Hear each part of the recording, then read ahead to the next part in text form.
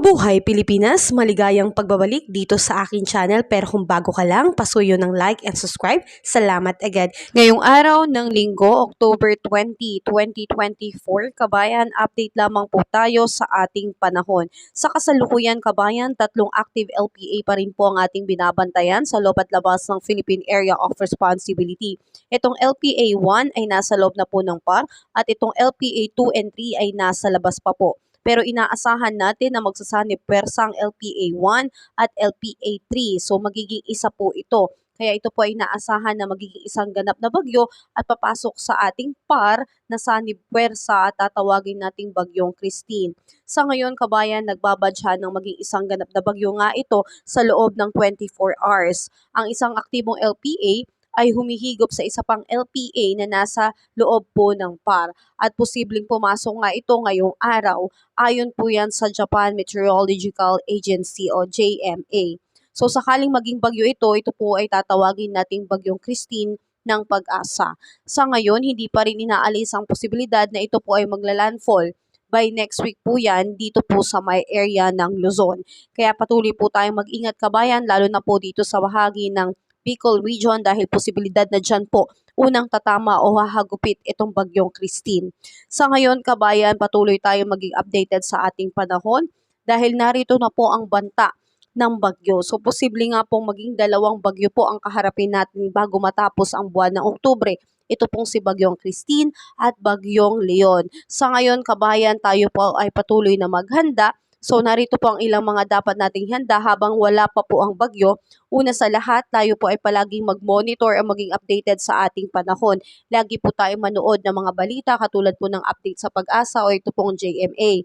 At ito rin po, kabayan, ihanda rin po natin ang ating mga emergency kit. Siguraduhin may sapat na pagkain, tubig at gamot para sa ating pamilya. At mag-charge na rin po tayo ng mga kagamitan natin tulad ng cellphone, flashlight, and power bank kung sakaling mawalan po ng kuryente.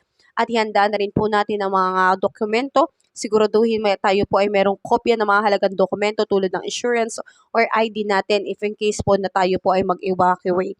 At sundin po natin ang abiso ng mga otoridad kung kinakailangan po nating mag-evacuate, lalo na kung ating lugar ay sadyang mapanganib at talaga naman pong lulubog tayo sa baha, ay kailangan po talaga nating mag-evacuate. So patuloy po tayo maging handa at maging alerto sa ating panahon. Asahan natin, kabayan, na ngayong araw, ang ating air temperature dito sa Lawag ay aabot po ng 32 degrees Celsius, Tugigaraw 32 degrees Celsius, Baguio 23 degrees Celsius, Metro Manila 32 degrees Celsius, Tagaytay 31 degrees Celsius at sa Legazpi po ay 33 degrees Celsius. Dito naman sa may Puerto Princesa, aabot po ng 32 degrees Celsius. Ganun din sa may Iloilo, Tacloban, Cebu, Cagayan de Oro, Zamboanga at Davao po ay aabot po ng 32 degrees Celsius. Dahil patuloy po itong naapektuhan ng Intertropical Convergence Zone na nagdadala po ng maulap na kalangitan na may kasamang mga pag-ulan, kulog at kidlat, lalo na po sa hapon at sa gabi. Sa ngayon, kabayan, itong mga LPA na ito ay wala pa pong gaanong direktang epekto sa ating bansa. Pero kapag ito po ay unti-unti na pong lumapit at naglandfall na po, lalo na po sa area ng Luzon, dyan na po natin mararamdaman ang epekto nito dahil naasahan natin by next week, isa na po itong ganap na bagyo. Kaya patuloy nating ipanalangin ang kaligtasan ng bawat isa at kung ito man ay maging tuluyan na isang maging bagyo, sana wag po itong lumakas. Pero forecast na rin po ng Pag-asa at forecast na rin po ng JMA, Japan Meteorological Agency, na ito po ay posible pong maging isa pang civil tropical storm o kaya naman maging super typhoon. So ipanalangin po natin na sana ito po ay isang forecast lamang at hindi po mangyari. Dahil nakakatakot, kabayan, kung ito po ay isang magiging malakas sa bagyo, talagang malaki ang magiging epekto nito sa ating bansa, lalo na po sa area ng Luzon. So tayo po ay mag-ingat, kabayan, at sama-sama nating panalangin ang ikakaayos po ng ating panahon. Itong balita na to, kabayan, ay hindi panakot, kundi ito po ay isang paalala po sa atin upang tayo po ay maging handa.